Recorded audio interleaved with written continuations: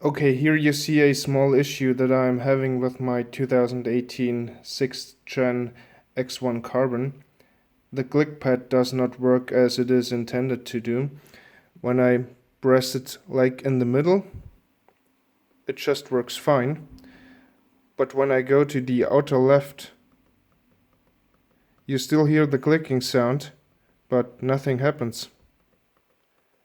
I can make it work there by pressing it really hard, but yeah, that's not really a solution to me.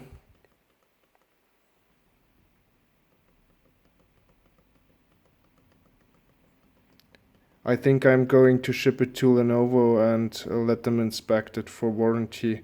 Let's see what they have to say.